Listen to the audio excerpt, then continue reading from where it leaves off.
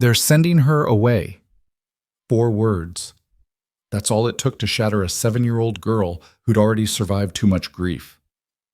Maya Hale, daughter of tech billionaire Adrian Hale, hadn't spoken in 8 months. Psychiatrists failed. Medications failed. Money failed. Then a janitor did what no expert could. She made Maya smile again. Not with therapy. Not with credentials. With a handmade teddy bear and the kind of presence that only comes from surviving your own unbearable loss.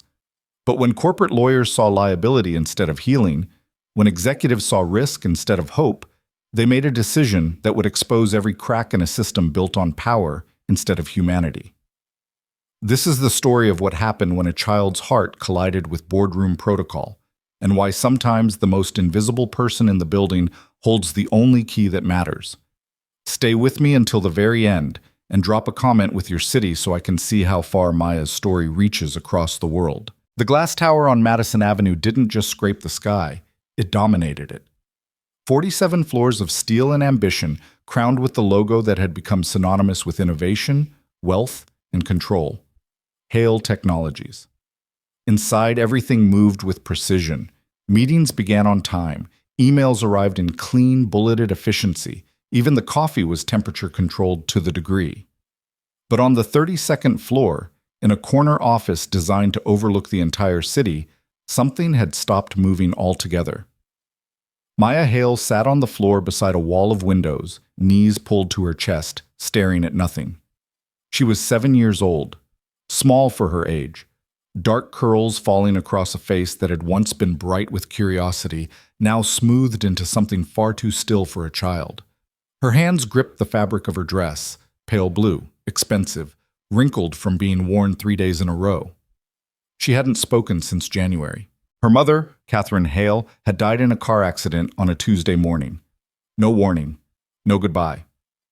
One moment Maya had been eating cereal at the breakfast table, and the next, her father was kneeling in front of her with red eyes and a voice that didn't sound like his own, saying words that didn't make sense. Gone. Accident.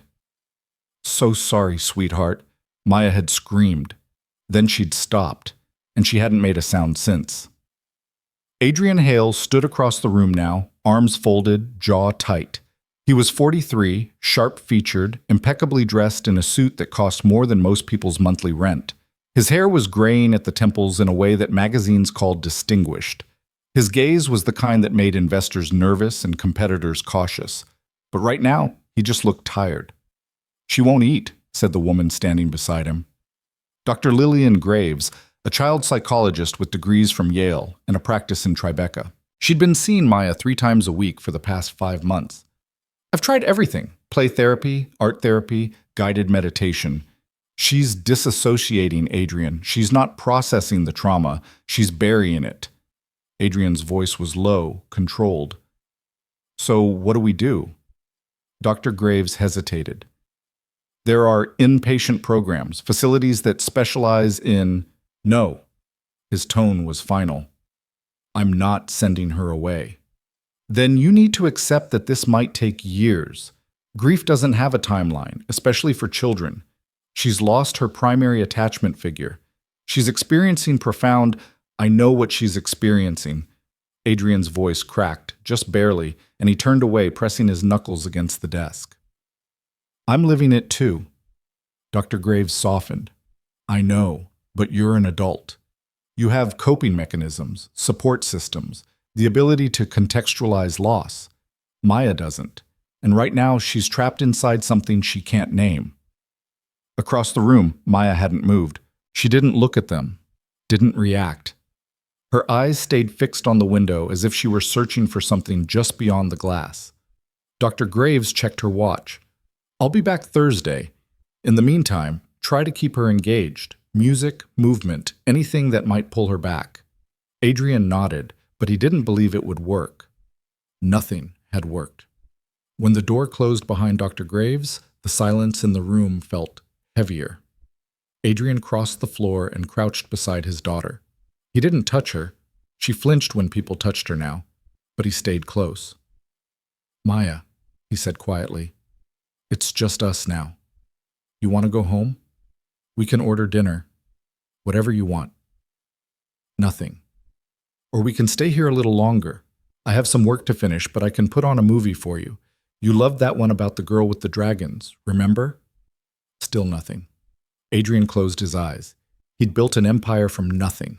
He'd revolutionized cloud computing, outmaneuvered rivals, turned startups into billion-dollar acquisitions. But he couldn't reach his own daughter. He stood, walked back to his desk, and buried himself in emails he didn't care about. The 32nd floor emptied out around 6:30. Assistants packed up laptops, analysts finished reports, executives headed to dinner meetings in Midtown.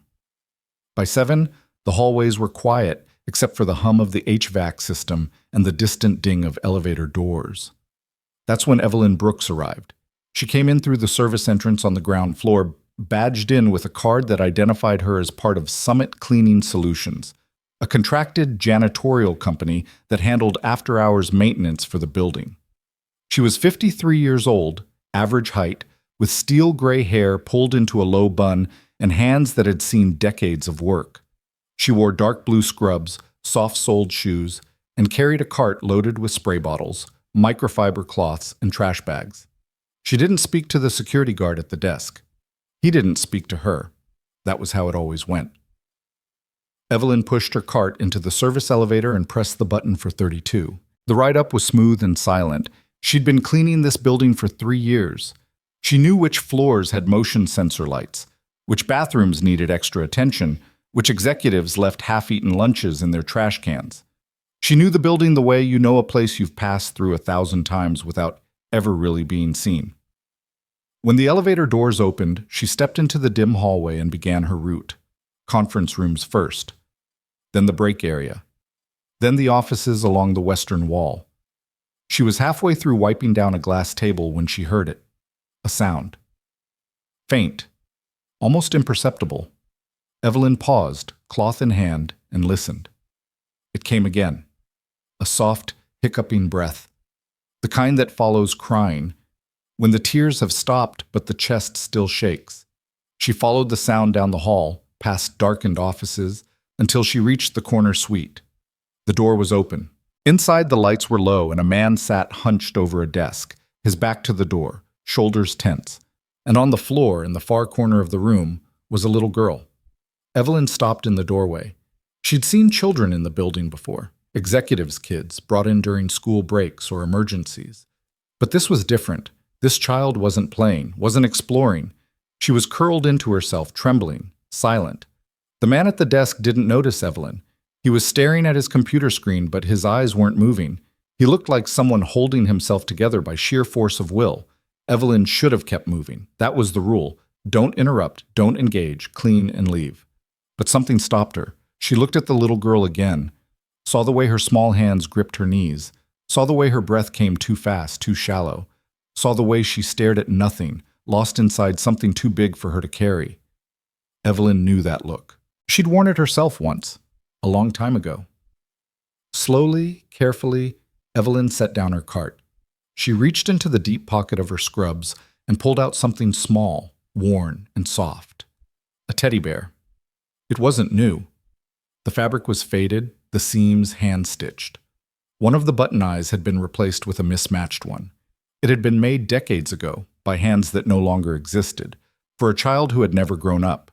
Evelyn had carried it with her for 23 years. She stepped into the office, moving with the kind of quiet that comes from a lifetime of being overlooked.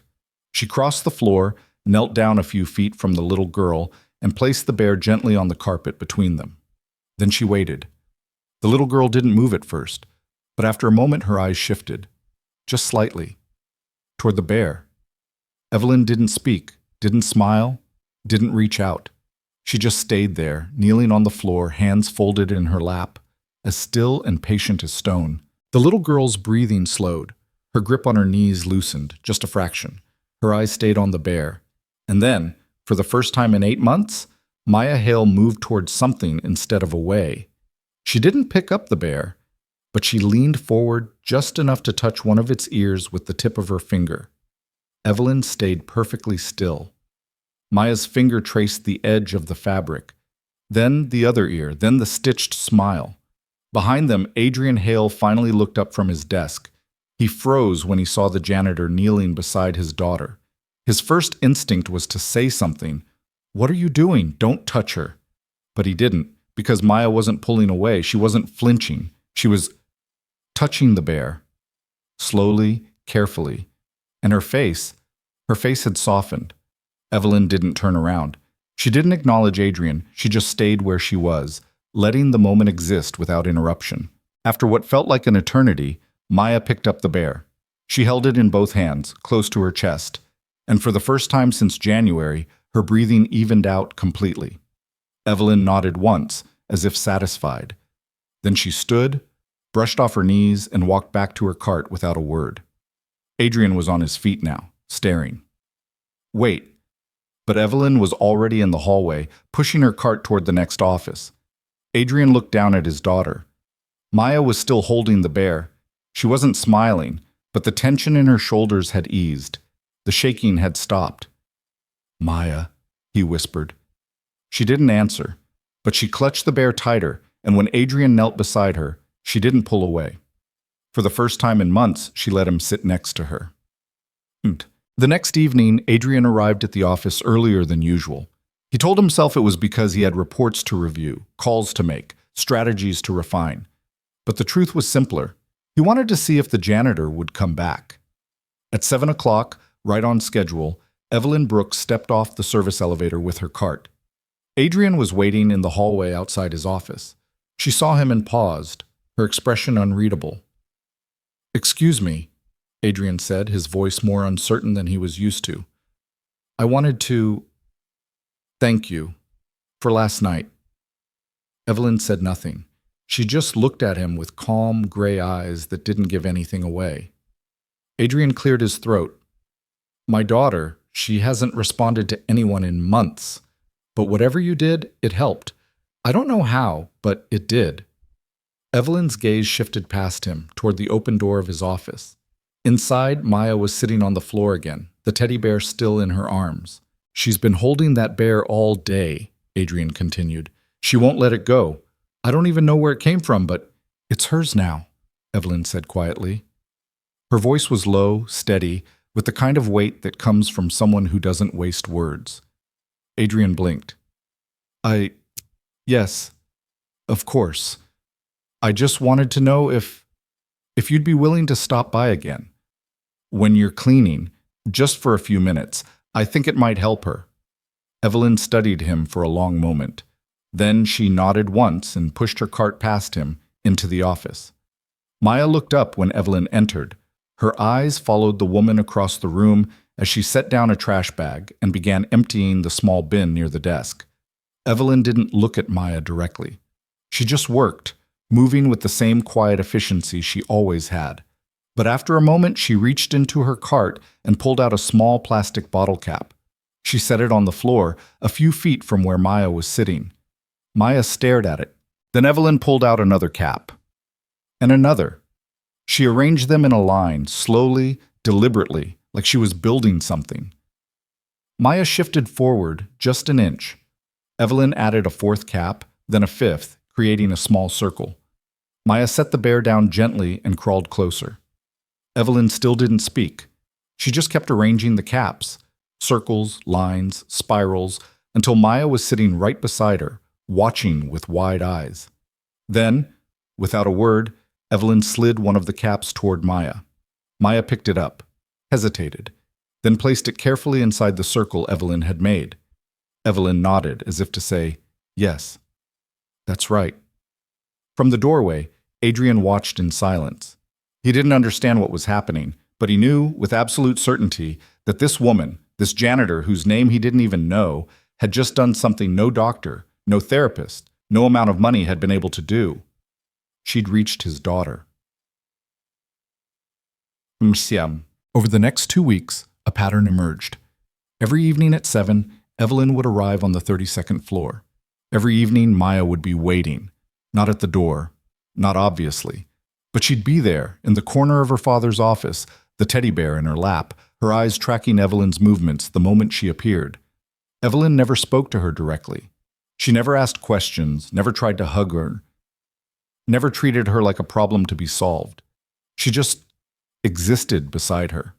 Sometimes she'd arrange bottle caps. Sometimes she'd fold napkins into shapes. Once, she brought a small packet of colored rubber bands and wove them into a chain while Maya watched. And slowly, carefully, Maya began to participate. She'd hand Evelyn a bottle cap. She'd pick a color for the rubber band chain. She'd rearrange the shapes Evelyn made, testing to see if the woman would be upset.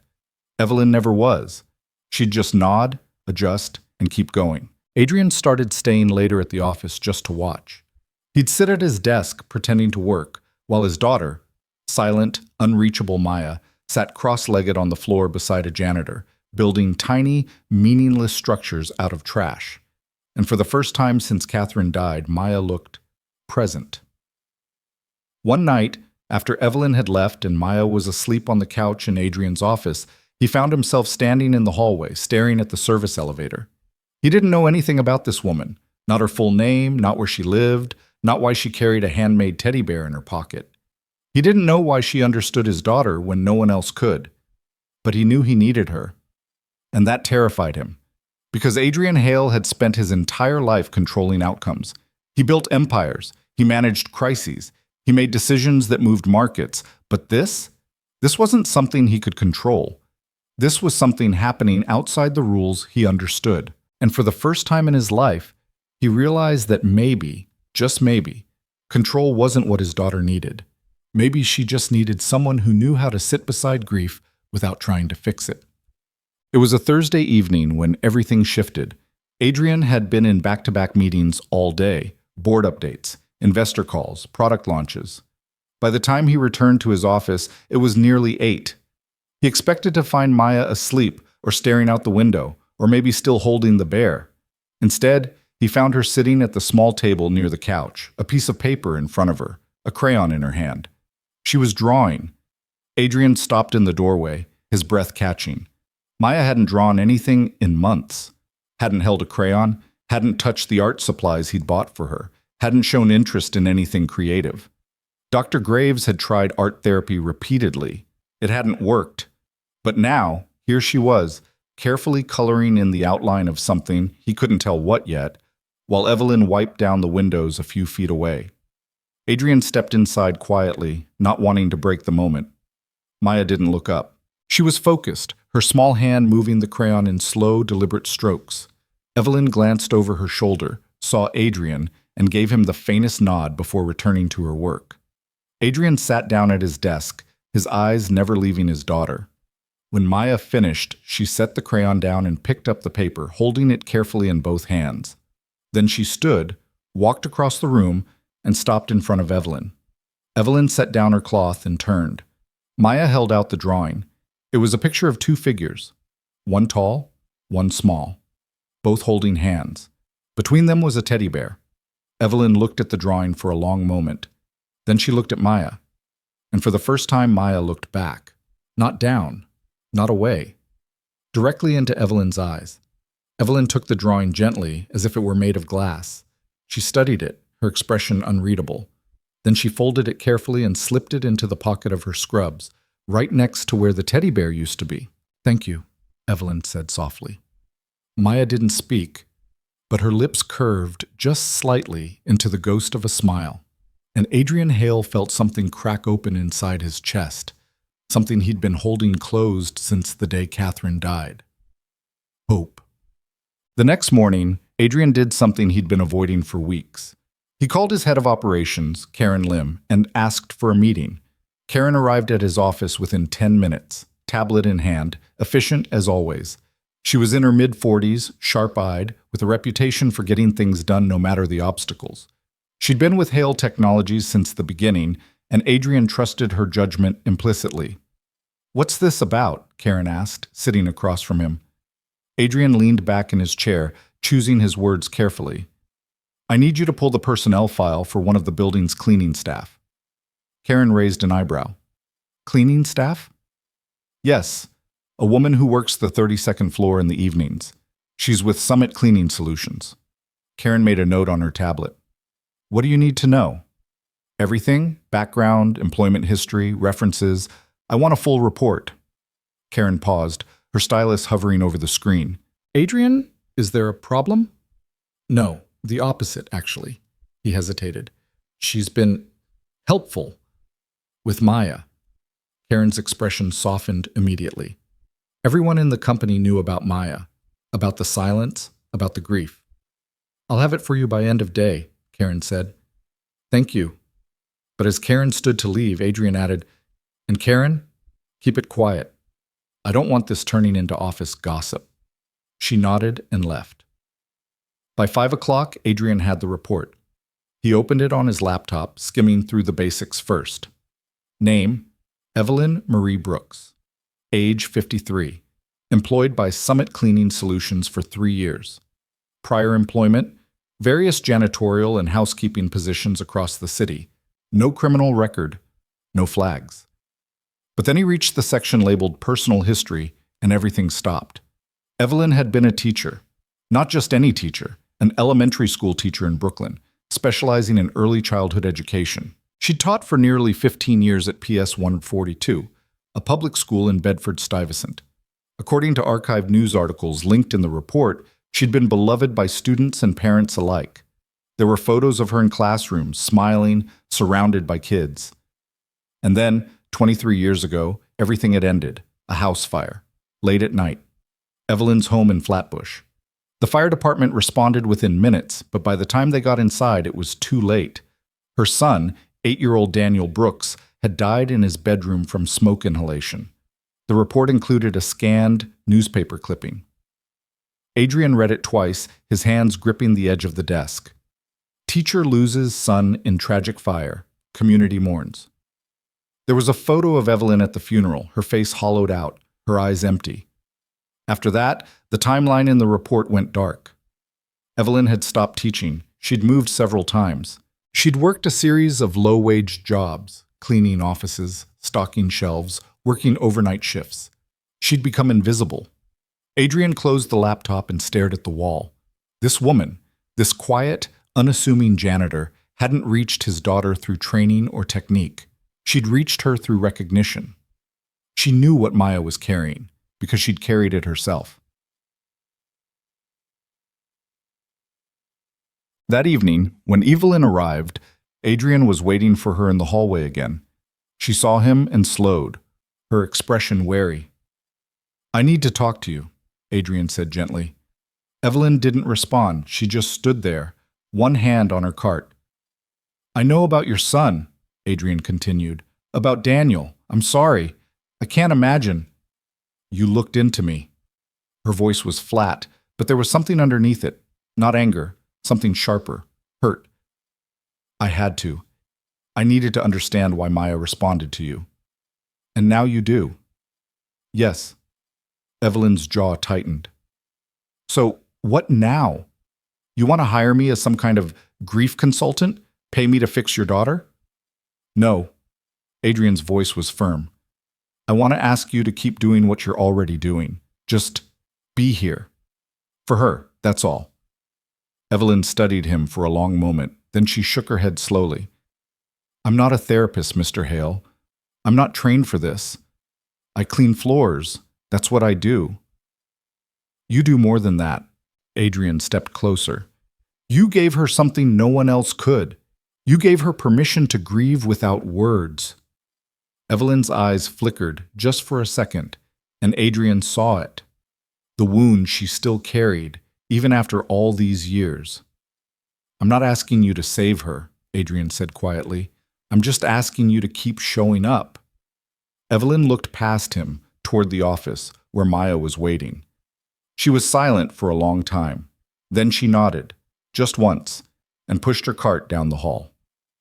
For the next 3 weeks, the routine continued. Every evening at 7, Evelyn arrived.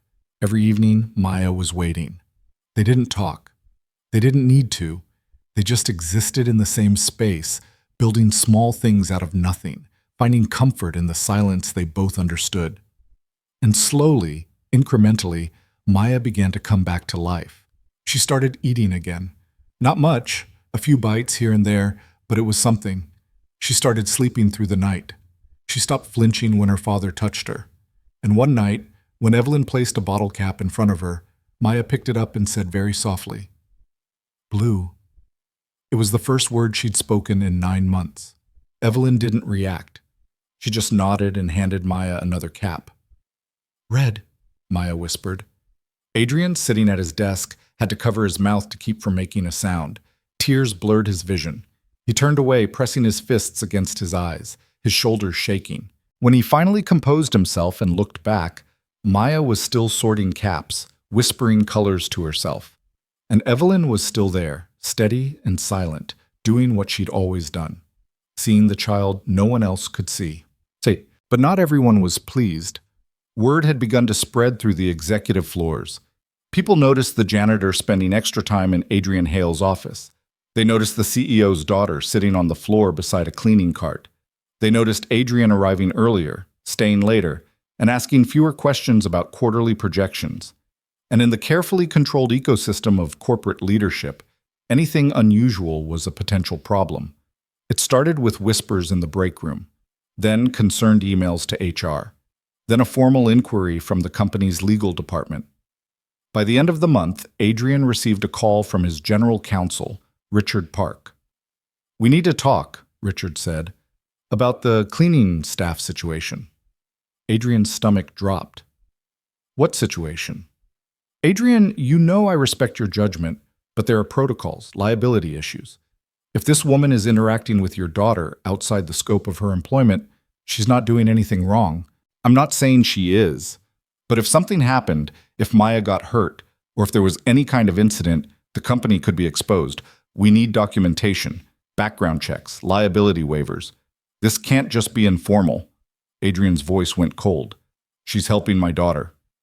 "I understand that. But this isn't just about Maya. This is about the company, about risk management." "Risk management," Adrian repeated slowly.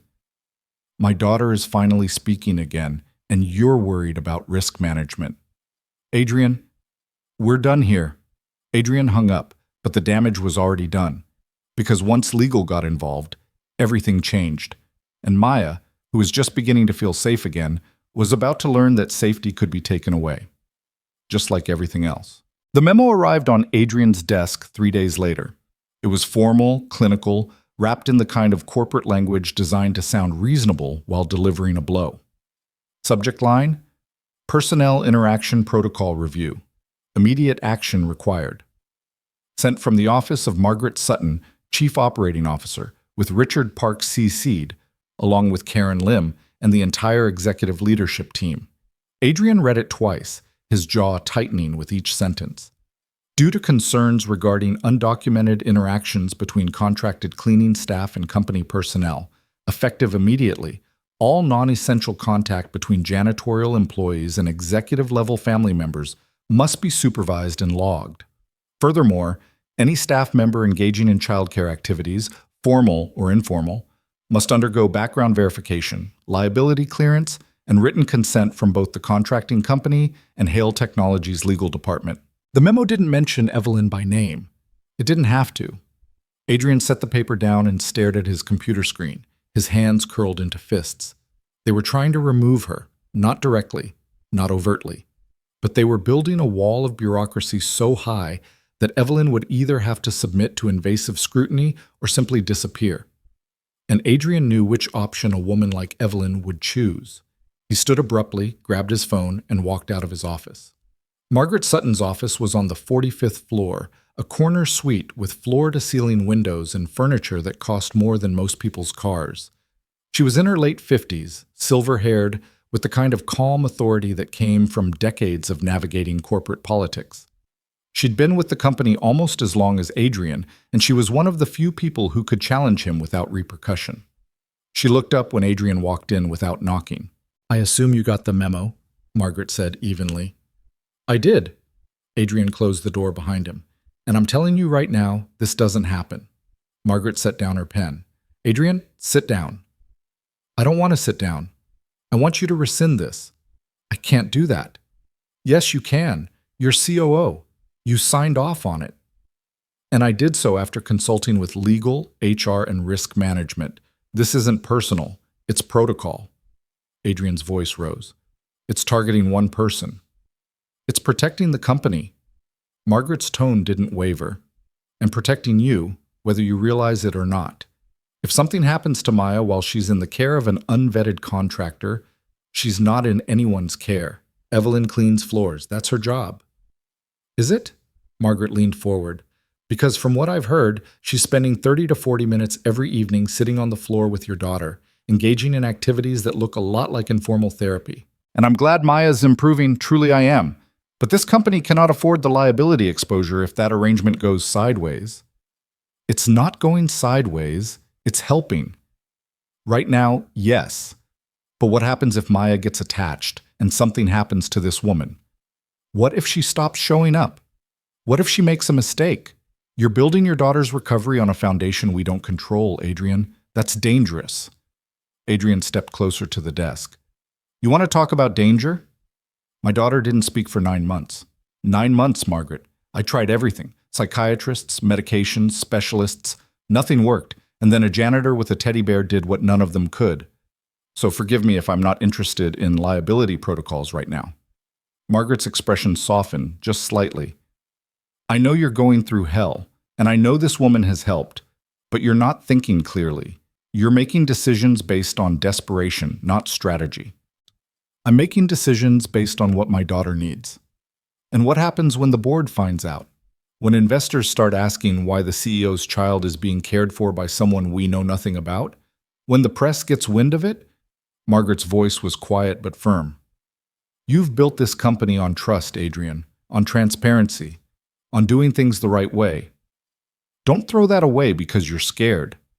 Adrian's voice dropped to something colder. If you think I'm going to choose optics over my daughter, you don't know me at all. Margaret held his gaze for a long moment. Then she sighed. The memo stands. I'm sorry. Adrian turned and walked out without another word. When he returned to his office, Maya was sitting at the small table, the teddy bear in her lap, a box of crayons spread out in front of her. She looked up when he entered, her dark eyes wide and trusting. Daddy? She said softly. It was still new hearing her voice, still fragile. Adrian forced a smile. Hey, sweetheart. Is Evelyn coming tonight? His chest tightened. Yeah, she'll be here. Maya nodded and went back to her drawing, content. But Adrian stood there, staring at his daughter, knowing that in a matter of days, maybe hours, he was going to have to tell her that Evelyn couldn't come anymore. And he didn't know if Maya would survive that. He pulled out his phone and called Karen Lim. I need you to get me in touch with Summit Cleaning Solutions, he said. I want to speak to their operations manager today. Karen hesitated. Adrian, are you sure that's a good idea? Legal is already... I don't care what legal says. Just get me the contact. Okay, I'll send it over in 10 minutes. Adrian hung up and sat down at his desk, his mind racing. If the company was going to force bureaucracy on this, then he'd fight bureaucracy with bureaucracy. He'd make sure Evelyn passed every background check, signed every waiver, met every requirement. He'd hire her directly if he had to, pull her out of the cleaning company and onto his personal payroll, whatever it took. Because he wasn't going to let them take this away from Maya, not when she'd just started to come back. By 4 o'clock, Adrian was on the phone with a man named Dennis Kowalski, the regional manager for Summit Cleaning Solutions. Dennis had a thick Brooklyn accent and the wary tone of someone who'd dealt with corporate complaints before. Mr. Hale, I gotta tell you, we've had Evelyn for 3 years and never had a single issue. She's reliable, professional, keeps her head down. If there's a problem, I need to know about it. There's no problem, Adrian said. The opposite, actually. I'd like to offer her a different position. Dennis paused. What kind of position? A personal assistant role, part-time. It would involve spending time with my daughter after hours, just being present while I work. Nothing formal. I'd handle all the legal clearances, background checks, everything. Mr. Hale, with all due respect, Evelyn's a janitor. She's not an assistant. She doesn't have that kind of resume. I don't need a resume. I need someone my daughter trusts. There was a long silence on the other end of the line. Look, Dennis said finally, I can't speak for Evelyn. That's her call. But I can tell you this, she doesn't like attention. She doesn't like being singled out. And she's turned down promotions before because she didn't want the responsibility. So if you're expecting her to jump at this, you might be disappointed. Adrian rubbed his temples. Can you at least ask her? I'll pass along the message, but don't get your hopes up. The call ended, and Adrian sat in the silence of his office, staring at the city below. He'd spent his entire career solving problems, building solutions, making things happen. But this wasn't a business deal. This wasn't something he could negotiate or acquire.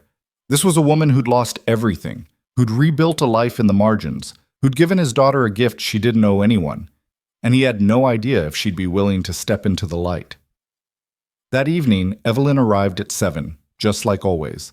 But this time, Adrian was waiting for her in the hallway. She saw him and stopped, her hand tightening on the handle of her cart. We need to talk, Adrian said quietly.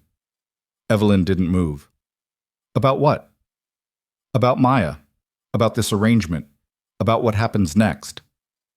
Evelyn's expression didn't change, but something flickered in her eyes. Wariness. Maybe resignation.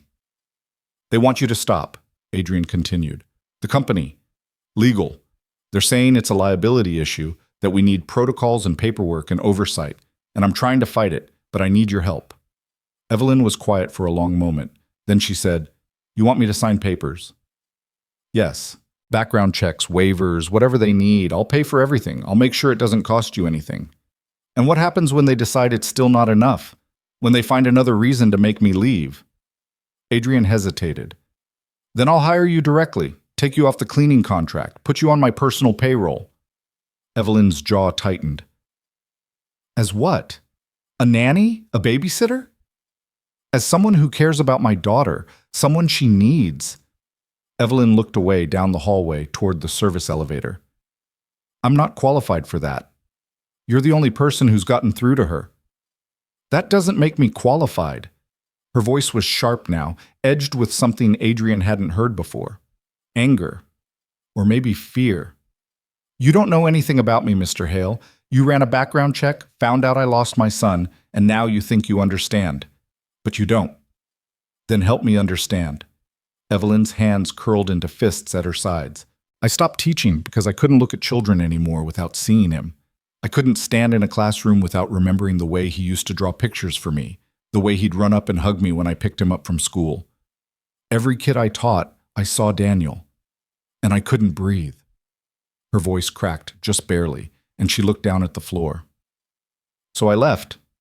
I found work where I didn't have to talk to people, didn't have to be seen, didn't have to pretend I was okay. And I've been doing that for 23 years. I clean floors. I go home. I survive. That's it. Adrian's throat tightened. Then why did you give Maya the bear? Evelyn's eyes lifted, meeting his. Because she looked like I felt, Evelyn said quietly, and I didn't want her to stay there as long as I did. The silence between them was heavy, fragile. I can't be what you're asking me to be, Evelyn said finally. I can't be responsible for her. I can't be the person she depends on. Because if I fail her, if I can't help her the way you think I can, I won't survive it. Not again. Adrian stepped closer, his voice low and urgent. You're not failing her. You're saving her. Right now, maybe. But what happens when she needs more than I can give? What happens when she asks me questions I can't answer, when she wants things I can't provide? I'm not a therapist. I'm not a teacher anymore. I'm just... She trailed off, shaking her head. I'm just someone who cleans floors. You're someone who saw a child in pain and chose to sit beside her, Adrian said. That's not nothing. That's everything. Evelyn looked at him for a long time. Then she picked up the handle of her cart and started to push it down the hallway. I'll think about it, she said without turning around. And then she was gone. Adrian stood there, alone in the hallway, his heart pounding. He didn't know if she'd come back. He didn't know if she'd sign the papers, agree to the checks, step into the role he was asking her to fill. All he knew was that if she didn't, Maya would lose the one person who'd made her feel safe again. And he didn't know if his daughter could survive that kind of loss twice. Inside the office, Maya was waiting by the window, the teddy bear clutched to her chest, her eyes scanning the hallway for the woman who always came at 7. Where's Evelyn? Maya asked. Adrian knelt beside her, his voice gentle. She had to take care of something, but she'll be back. Maya frowned. Promise? Adrian looked into his daughter's eyes and saw the fear there. The fear that something good could disappear without warning, just like her mother had. I promise, he said, but he didn't know if it was a promise he could keep. The next morning, Adrian arrived at the office to find an email waiting for him. It was from Dennis Kowalski at Summit Cleaning Solutions. Mr. Hale, I spoke with Evelyn. She said she needs time to think about your offer.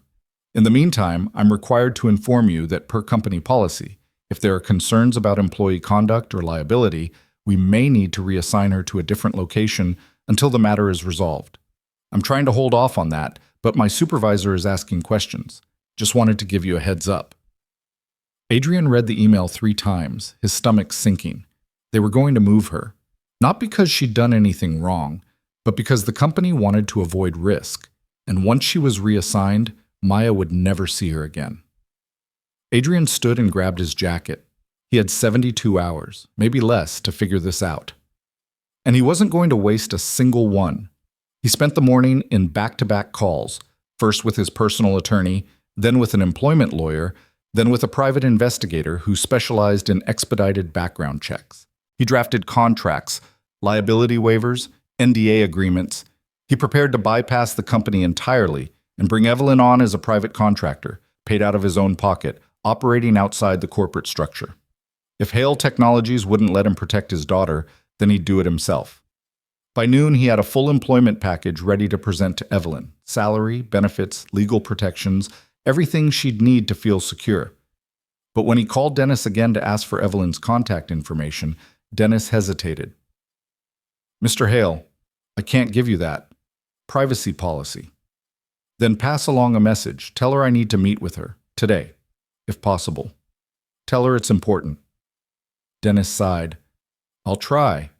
But I'm telling you, man, Evelyn's not the kind of person who responds well to pressure. I'm not pressuring her. I'm giving her options. From where she's standing, it might not look that different. The call ended, and Adrian sat back in his chair, frustration coiling in his chest.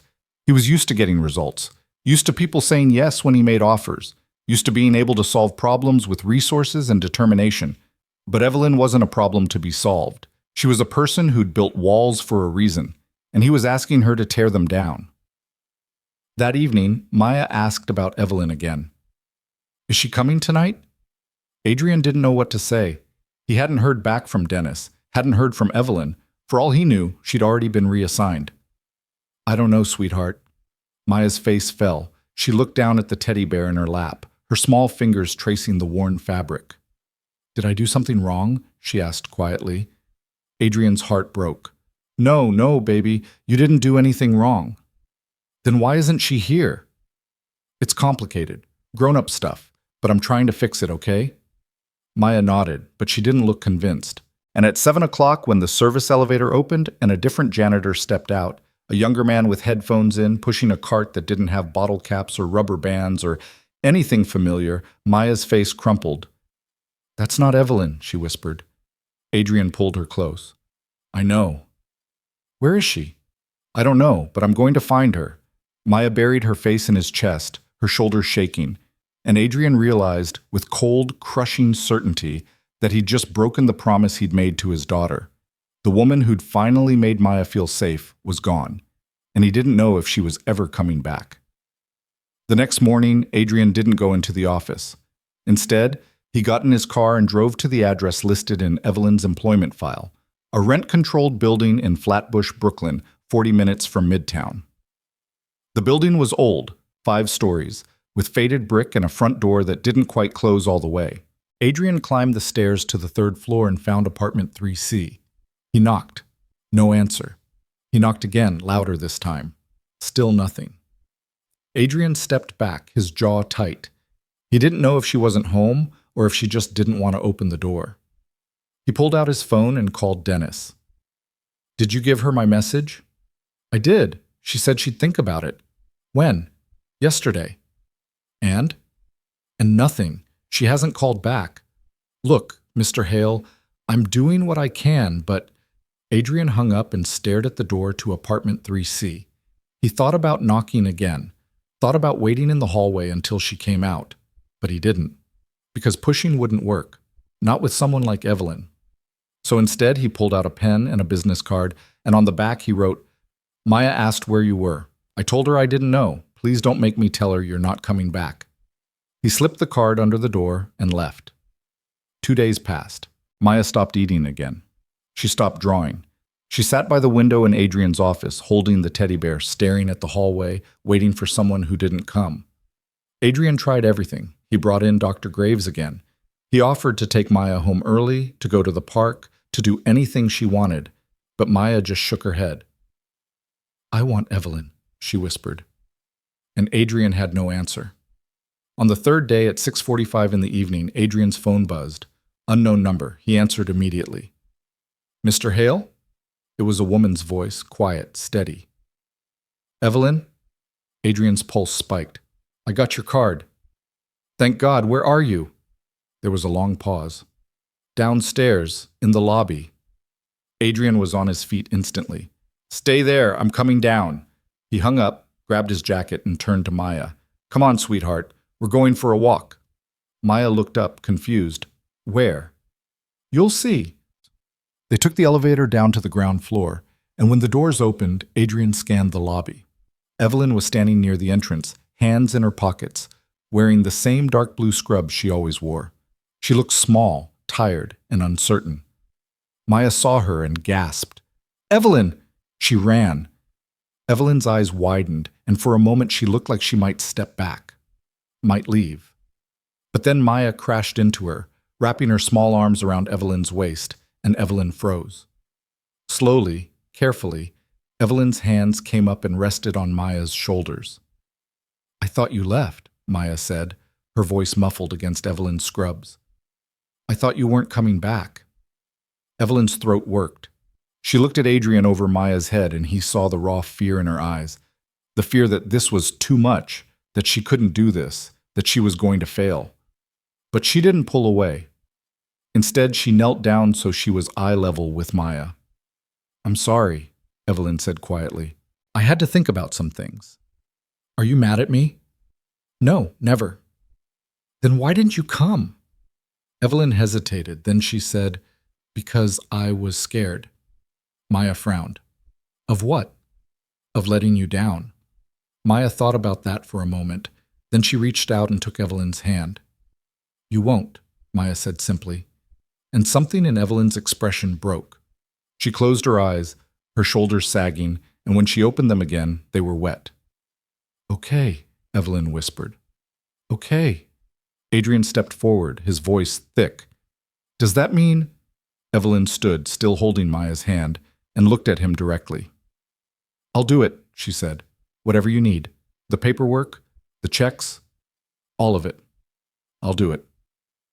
Adrian exhaled, relief flooding through him. "Thank you." Evelyn shook her head. "Don't thank me yet. I don't know if I'll be any good at this." "You already are." Evelyn looked down at Maya, who was smiling up at her with the kind of trust that could break a person. "We'll see," Evelyn said quietly. But she didn't let go of Maya's hand, and for the first time in weeks, Adrian felt like they might actually survive this, together. The paperwork took 5 days. Adrian had his legal team streamline everything. Background checks expedited through private channels, liability waivers drafted and revised 3 times, employment contracts structured to protect both Evelyn and the company. He paid for everything out of pocket, kept it separate from Hale Technologies' official records, and made sure Evelyn's name never appeared in any internal memos. He was building a firewall, not just for Maya, for Evelyn too, because he'd seen the way she looked when she agreed to this, like someone stepping onto ice that might crack at any moment, and he wasn't going to let the weight of corporate bureaucracy be the thing that made her fall through. Evelyn came to his office twice during that week to sign documents. Both times, she sat across from Adrian at the small conference table, reading every line carefully, her expression unreadable. She didn't ask questions, didn't negotiate. She just read, signed, and left. Maya, meanwhile, had transformed. The moment Evelyn agreed to stay, it was like a switch had flipped. She started talking more, not constantly, not the way she used to before Catherine died, but enough. She asked questions. She laughed at things. She ate her meals without being coaxed. And every evening, when Evelyn arrived, Maya would run to her with a drawing or a story or some small treasure she'd found during the day. A shiny button, a smooth pebble from the planter outside the building, a ribbon from a gift box. Evelyn would take each offering seriously, turning it over in her hands, nodding as if Maya had just handed her something priceless. It was working. Adrian could see it, could feel it, but he could also see the tension in Evelyn's shoulders, the way she still kept her distance, still positioned herself as someone passing through rather than someone staying. She never sat on the couch, never took off her jacket, never stayed longer than an hour. She was helping, but she was also preparing to leave. Adrian didn't push, not yet. He just watched, waited, and hoped that time would soften her edges the way it was softening Maya's. But time, as it turned out, wasn't on their side.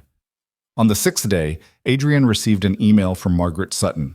The subject line was simple: board meeting. Thursday, 2 p.m. Your presence required. He opened it, already knowing what it would say. The board wanted an update on company operations, quarterly projections, and any personnel matters that might impact investor confidence. It was routine, standard. Except Margaret had added a line at the bottom, in smaller font: be prepared to discuss the arrangement with your daughter's caretaker. Adrian's jaw tightened. They knew. Of course they knew. Nothing happened in this building without someone noticing, reporting, documenting. And even though Adrian had kept Evelyn's employment off the books, someone had talked.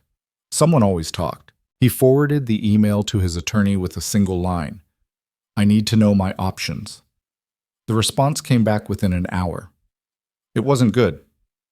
If the board decided Evelyn was a liability, if they framed her presence as a distraction, a conflict of interest, or a reputational risk, they could force Adrian to terminate the arrangement. They couldn't fire Adrian outright, not without cause, but they could make his life difficult enough that keeping Evelyn employed became untenable. And if Adrian refused, they'd start asking harder questions about his judgment, about his priorities, about whether he was fit to lead the company while dealing with personal crises. It was a power play, clean, efficient, and devastatingly effective. Adrian read the email twice, then closed his laptop and stared at the wall. He'd built this company from nothing, had bled for it, sacrificed for it, turned it into something worth billions. He'd earned the loyalty of investors, the respect of competitors, the trust of employees. But none of that mattered now, because the people who held the power weren't interested in loyalty or respect. They were interested in risk mitigation, in optics, in making sure nothing disrupted the smooth, predictable flow of profit. And a grieving CEO with a fragile daughter and an unconventional caretaker? That was a disruption. Adrian stood, grabbed his coat, and left the office without telling anyone where he was going. He drove to Brooklyn, back to Evelyn's building, back to apartment 3C. This time, when he knocked, she answered. She opened the door halfway, her expression wary. She was wearing jeans and a faded sweater, her hair down instead of pulled back. She looked different, smaller, more vulnerable. "Mr. Hale," she said quietly. "Is Maya okay?" "She's fine. She's with Karen at the office. I just needed to talk to you." Evelyn hesitated, then stepped aside to let him in. The apartment was small. One bedroom, a narrow kitchen, a living room with a couch that had seen better days. But it was clean, organized, and surprisingly warm. There were books on the shelves, worn paperbacks, mostly children's literature, a knitted blanket draped over the couch, a small table by the window with a half-finished puzzle, and on the wall, a single framed photograph. A little boy with dark curls and a gap-toothed smile, holding up a drawing of a dinosaur. Daniel. Adrian looked away, his chest tightening. Evelyn closed the door and stood by the kitchen counter, arms crossed. "What's this about?" Adrian turned to face her. "The board wants to meet with me. They're going to ask about you." Evelyn's expression didn't change, but something flickered in her eyes. Resignation, maybe, or acceptance. "I see," she said. "I'm not going to let them force me to end this," Adrian continued, "but I need you to understand what we're up against. They're going to frame you as a risk. They're going to say you're unqualified, that you're a liability, that this whole arrangement is inappropriate, and they're going to push me to let you go." Evelyn was quiet for a long moment. Then she said, "Maybe they're right." They're not. I'm a janitor, Mr. Hale. I don't have training. I don't have credentials. I don't have anything except a dead son and 23 years of trying to forget. Her voice was steady, but there was an edge to it now. Your board is going to look at me and see exactly what I am, someone who doesn't belong. They're going to look at you and see someone they can't control, Adrian said. That's what this is really about. They don't care if you're helping Maya. They care that I made a decision without asking their permission. Evelyn shook her head slowly. You're going to lose. Not if you stand with me. Stand with you? She let out a short, bitter laugh. I don't even know how to stand with myself. Adrian stepped closer. You stood with Maya. When no one else could reach her, you did. That's not nothing. That's everything. Evelyn looked down at her hands. What happens when I'm not enough? When she needs more than I can give her? Then we figure it out together, but I'm not letting them take you away from her. Not when you're the reason she's still here. Evelyn's throat worked. She turned away, facing the window, her shoulders tight. I had a student once, she said quietly. A little girl named Sarah. She was 6. Her parents were going through a divorce, and she stopped talking in class. Stopped participating, just sat there staring at her desk. Evelyn's voice wavered. I tried everything. I talked to her parents, brought in the school counselor, spent my lunch break sitting with her. And then one day she just came back. Started talking again. Started smiling. I thought I'd helped her. She paused, her hands gripping the edge of the counter. 2 years later, I heard she'd tried to hurt herself. She was 8 years old. Evelyn's voice cracked. I didn't help her. I just delayed the inevitable. And that's what scares me about Maya. What if all I'm doing is delaying something I can't fix? Adrian's voice was low, firm. You're not delaying anything. You're giving her a foundation, a reason to keep going. That's not nothing. Evelyn turned to face him, her eyes red. And what happens when you decide I'm not worth the fight? When the board gives you an ultimatum and you have to choose between me and your company? I'll choose you. You don't know that. Yes, I do. Adrian's voice was steady, certain. Because if I lose you, I lose Maya, and I'm not losing her again. Evelyn stared at him, searching his face for doubt, for hesitation. She didn't find any. Finally, she nodded. Okay, I'll stand with you, but if this falls apart, I'm gone. I won't drag Maya through something that's only going to hurt her. It won't fall apart, Adrian said. I promise. But even as he said it, he wasn't sure he believed it. The board meeting was held in the executive conference room on the 45th floor. Floor-to-ceiling windows, sleek furniture, a table that could seat 20. 12 members of the board were present, including Margaret Sutton, Richard Park, and 3 outside investors who'd flown in specifically for this meeting. Adrian sat at the head of the table, his posture relaxed, his expression calm. He'd been in rooms like this 1,000 times. He knew how to read the energy, how to anticipate objections, how to control the narrative. But today, he wasn't in control. Margaret opened the meeting with the standard updates, quarterly earnings, product launches, market share analysis. Everything was on track. Revenue was up. The company was performing well. Then she shifted gears. There's one additional matter we need to address, Margaret said, glancing at her notes. It's come to our attention that you've hired a private contractor to provide childcare services for your daughter. Adrian didn't flinch. That's correct. And this contractor, Evelyn Brooks, was previously employed by our cleaning company. Also correct. Margaret looked up, her gaze steady. Adrian, we're not here to question your personal decisions. But when those decisions intersect with company operations, we have a responsibility to ensure they don't create risk. There's no risk, Adrian said evenly. Evelyn is employed privately. She's not on the company payroll. She's passed every background check, signed every waiver. This has nothing to do with Hale Technologies. One of the investors, a man in his 60s named Gerald Brennan, leaned forward. With all due respect, Adrian, everything you do reflects on this company. And right now, the optics of the CEO employing a former janitor to care for his child while operating out of the corporate office are complicated. Complicated how?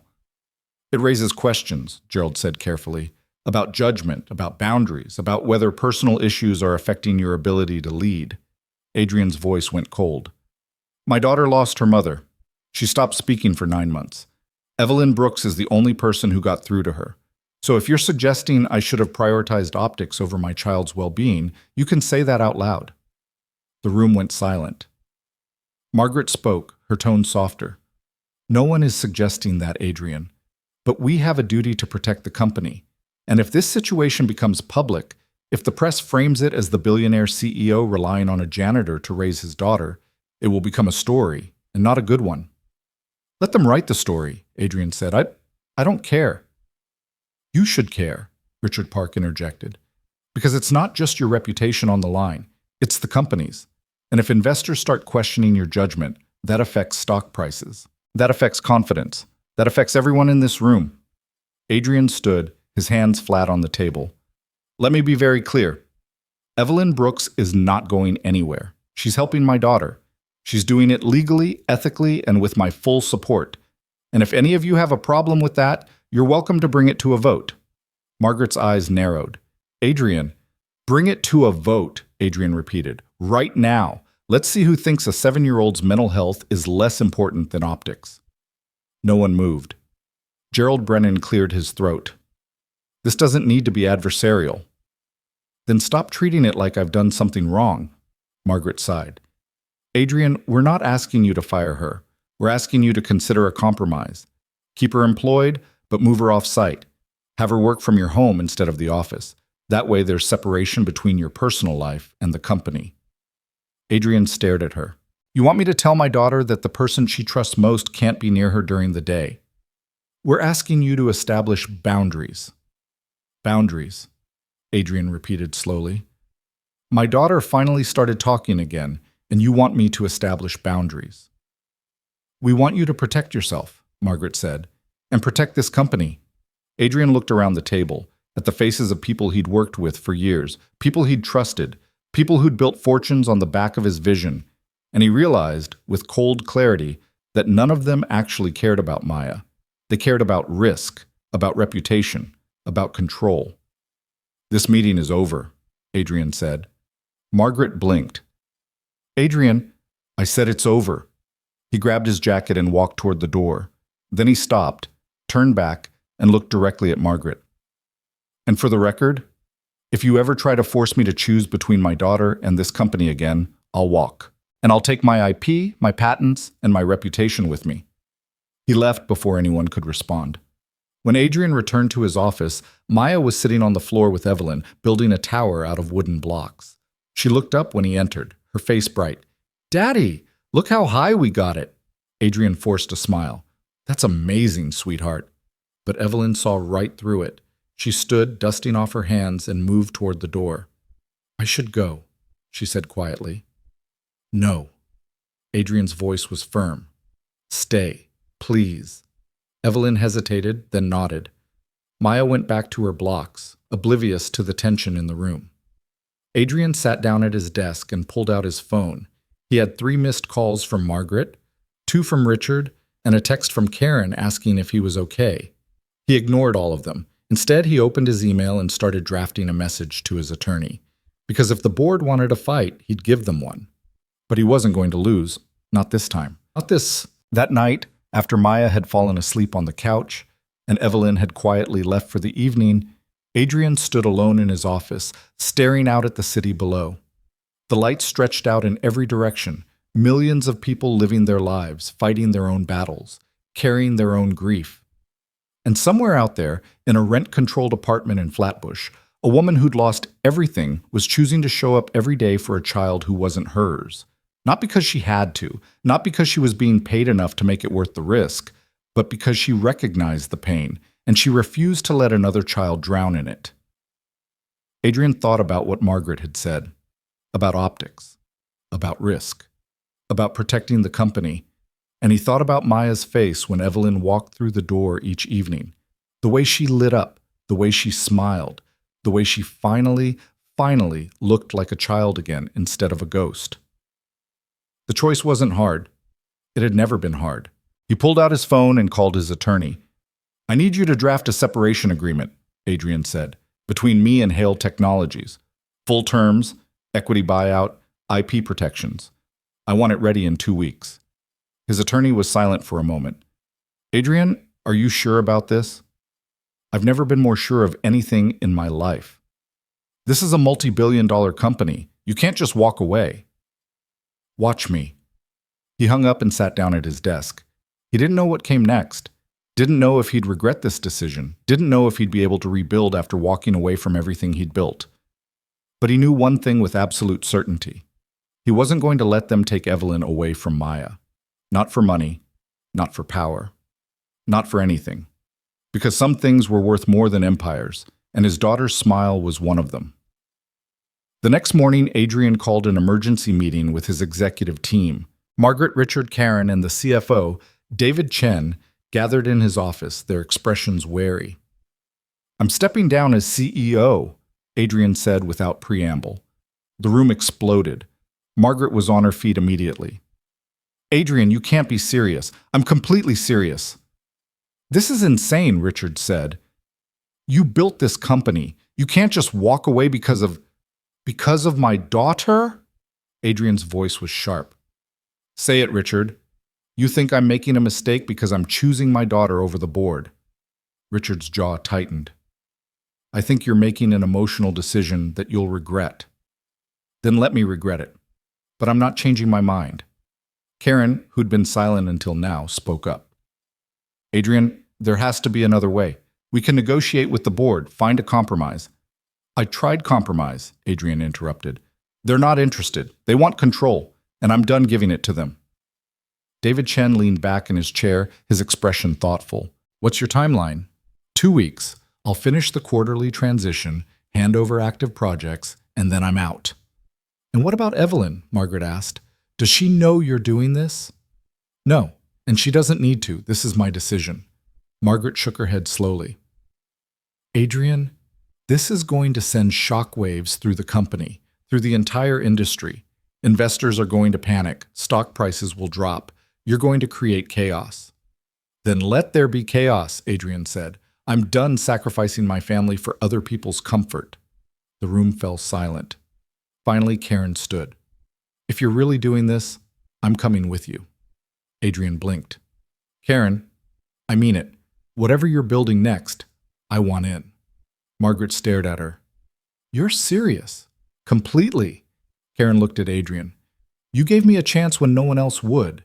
You trusted me. And I'm not going to stand by and watch the board push you out because they're too afraid to take a risk. Adrian felt something crack in his chest. Thank you. David Chen nodded slowly. Count me in too. I've been wanting to do something outside the corporate machine for years. This might be the push I need. Margaret and Richard exchanged glances. You're all making a mistake, Margaret said quietly.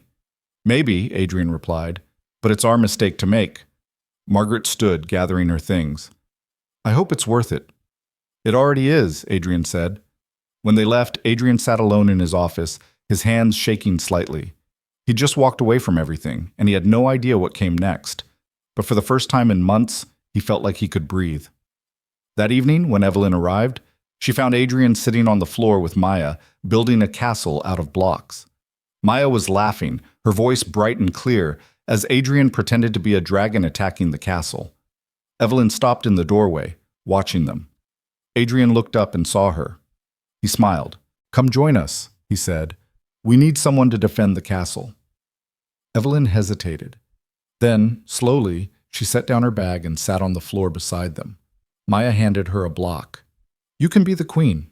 Evelyn took the block, her throat tight. Okay.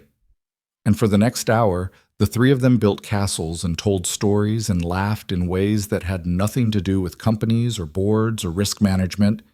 It was just a man, a woman, and a little girl finding their way back to something that looked like family. And in that moment, Adrian knew he'd made the right choice, no matter what came next. The news broke 3 days later. Adrian hadn't intended for it to leak so quickly, but in the hyper-connected world of tech journalism, nothing stayed secret for long. Someone on the board had talked, probably Gerald Brennan or one of the other investors trying to control the narrative before Adrian could. The headline appeared on TechCrunch first. Hale Technologies CEO Adrian Hale. Stepping down amid personal crisis. By noon, it had spread everywhere. Bloomberg, the Wall Street Journal, Forbes. Every major outlet running some version of the same story.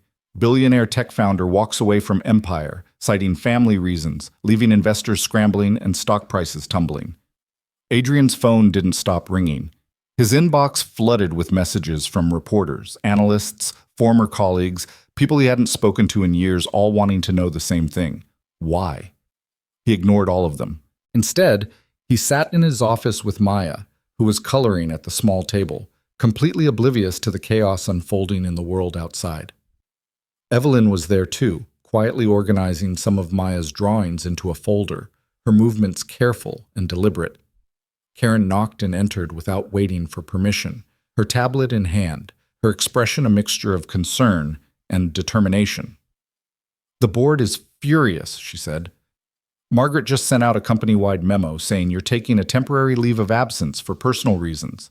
They're trying to spin it as voluntary." Adrian looked up from his laptop. "Let them spin it however they want." "Adrian, they're positioning themselves to push you out completely. If you don't fight this now, you'll lose your stake in the company." "I don't care about my stake." Karen stared at him. "You built this company from nothing. You can't just hand it over to people who are going to gut everything you created." "I'm not handing it over, I'm walking away." "There's a difference." Karen set her tablet down on the desk, her voice dropping. "Then what's the plan? Because David and I are ready to follow you, but we need to know where we're going." Adrian was quiet for a moment, his eyes shifting to Maya, then to Evelyn. "I don't know yet," he admitted, "but I know what I'm not doing. I'm not building another empire that requires me to sacrifice the people I love just to keep investors happy." Karen followed his gaze to Evelyn, who was still focused on organizing papers, pretending not to listen. "She really means that much to Maya?" Karen asked quietly. "She means everything," Adrian said. Karen nodded slowly. "Okay, then we figure it out together. But Adrian, you need to tell Evelyn what you did. She deserves to know." Adrian's jaw tightened. "I will, when the time is right." "The time is right now," Karen said. "Because if she finds out from someone else, she's going to think you're using her as an excuse. And then you'll lose her." Karen left before Adrian could respond. He sat there, staring at his laptop screen, knowing she was right. But he didn't know how to tell Evelyn that he'd just walked away from billions of dollars because of her. Because the thought of losing her, of losing what she'd given Maya, was more terrifying than any financial loss could ever be. That evening, after Maya had fallen asleep on the couch, Adrian finally found the courage to speak. Evelyn was packing up her things, getting ready to leave, when Adrian said, "Can you stay for a few more minutes? I need to tell you something."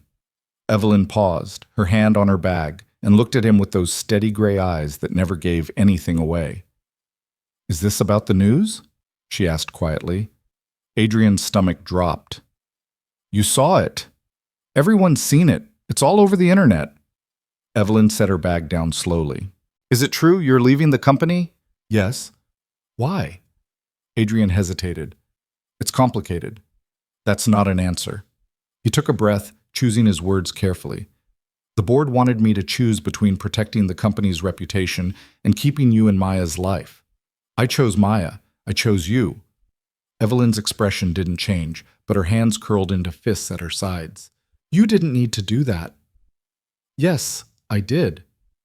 "No, you didn't." Her voice was tight now, controlled but trembling underneath. "You didn't need to blow up your entire life because of me. I told you from the beginning, I'm not qualified for this. I'm not worth losing everything over." "You're wrong." "Am I?" Evelyn's voice rose slightly. "Because from where I'm standing, you just threw away a multi-billion-dollar company for a janitor you barely know. And when Maya finds out, when she realizes you lost everything because of her, how do you think that's going to make her feel?" Adrian stood, his voice firm. "She's not going to find out. Because I didn't lose anything. I walked away. And I'd do it again." "Why?" Evelyn's voice cracked. "Why would you do something so reckless?" "Because you saved my daughter's life." Adrian stepped closer. "Because you showed up when no one else could reach her. Because you gave her hope when I couldn't. And if the price for keeping that in her life is walking away from a company I built, then it's not even a question.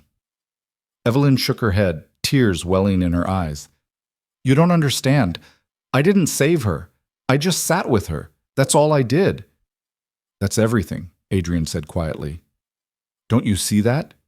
You didn't try to fix her. You didn't try to change her. You just let her be broken, and you sat beside her until she was ready to start healing. No one else did that. Not the therapists, not the doctors, not me. Just you. Evelyn's breath hitched. She turned away, pressing her hands against the edge of the desk, her shoulders shaking. I had a son, she whispered, and I couldn't save him. I know. I was in the next room when the fire started.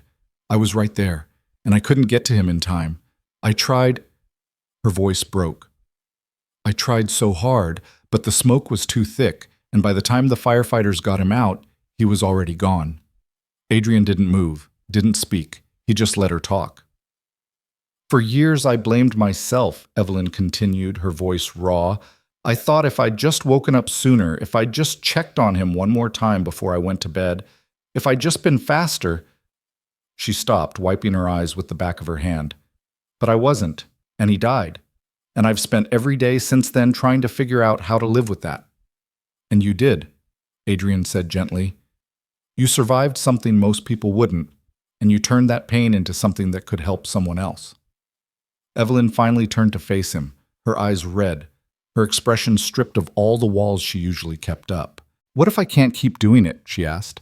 What if one day I wake up and I can't be what Maya needs anymore? Then we'll figure it out together, Adrian said. But you don't get to decide you're not worth fighting for. That's not your call to make. Evelyn stared at him for a long moment. Then, slowly, she nodded. Okay, she whispered. Okay. Adrian exhaled, relief flooding through him. Thank you, he said. Evelyn picked up her bag, but before she left, she stopped at the door and looked back at him. For what it's worth, she said quietly, I think you made the right choice. And then she was gone. Adrian stood alone in his office, the weight of the past few weeks finally catching up to him. He sat down at his desk, buried his face in his hands, and for the first time since Catherine died, he let himself cry. Not because he was sad, but because he was finally free. Over the next 2 weeks, the transition happened faster than anyone expected. Margaret and the board moved quickly, installing an interim CEO and releasing statements about Adrian's commitment to family and his confidence in the company's future leadership. The stock price stabilized. Investors calmed down. The news cycle moved on to the next crisis, and Adrian walked away with his equity, his intellectual property, and a severance package that would have made most people retire permanently. But he wasn't interested in retiring. He was interested in building something new. Karen and David joined him officially, setting up a small office in a co-working space in Soho. No glass towers, no corporate hierarchy, just 3 people with laptops and a shared conviction that there had to be a better way to do business. And slowly, an idea began to take shape. It started with a conversation Adrian had with Evelyn one evening after Maya had gone to bed. What would have helped you? Adrian asked. After Daniel died, what would have made a difference? Evelyn thought about it for a long time. Someone who understood, she said finally. Not someone trying to fix me. Not someone telling me it would get better. Just someone who'd been through it and survived. Someone who could sit with me and say, I know, and you're not alone. Adrian nodded slowly, an idea crystallizing in his mind. What if we built that, he said. A program, a foundation, something that connects people who've lost someone with people who understand what that feels like. Evelyn looked at him, her expression cautious. You mean like a support group? More than that. A full system. Trained facilitators who've experienced grief themselves. Resources for families, programs for kids. All of it built around the idea that healing doesn't come from experts telling you how to feel. It comes from people who've walked the same path, showing you it's possible to keep walking. Evelyn was quiet, her eyes distant. You'd want me to be part of it? She asked. I'd want you to lead it. She let out a short, disbelieving laugh. Adrian, I can't lead something like that. I have no credentials, no training. You have something better. You have lived experience, and you have the ability to sit with pain without trying to make it go away. That's what people need. Not degrees, not certifications, just presence. Evelyn shook her head. I don't know. You don't have to decide now, Adrian said. Just think about it. But over the next few days, he could see her turning the idea over in her mind. She started asking questions about structure, about funding, about how it would work. And Adrian could see something he hadn't seen before. Hope. Not just for Maya, for herself. 3 weeks after Adrian left Hale Technologies, he called a meeting with Karen, David, and Evelyn in their small Soho office. Maya was there too, sitting on the floor with a coloring book, humming softly to herself. Adrian stood at the whiteboard, marker in hand, and wrote 2 words. The Ember Program. This is what we're building, he said. A child wellness initiative focused on grief support, emotional resilience, and human connection. We're not going to medicalize grief. We're not going to treat it like a problem to solve. We're going to acknowledge it as a natural human experience and give people the tools to navigate it without feeling broken. Karen leaned forward, intrigued. How do we fund it? I'm putting up the initial capital, Adrian said. $10 million to start. We'll operate as a nonprofit, but we'll also partner with schools, hospitals, and community organizations to expand reach. David pulled up a spreadsheet on his laptop. What's the model? Are we talking therapy programs? Educational workshops? Both, Adrian said, but the core of it is peer support. We're going to train people who've experienced loss, parents, siblings, caregivers, and connect them with families who are going through it now. We'll provide structure, resources, and professional oversight, but the real work happens person to person. Evelyn, who'd been silent until now, spoke up. What kind of training? Adrian turned to her. That's where you come in. I want you to design the program. Build it from the ground up based on what you know works, what helped you, what didn't, what Maya responded to. Evelyn's eyes widened. Adrian, I'm serious. You're the heart of this. You're the reason it exists, and I can't build it without you. Evelyn looked down at her hands, her throat working. I don't know if I can do this, she said quietly. You already are, Adrian said. Every time you show up for Maya, you're doing it. I'm just asking you to do it for other kids too. Karen stood, walking over to the whiteboard. We'll need a team.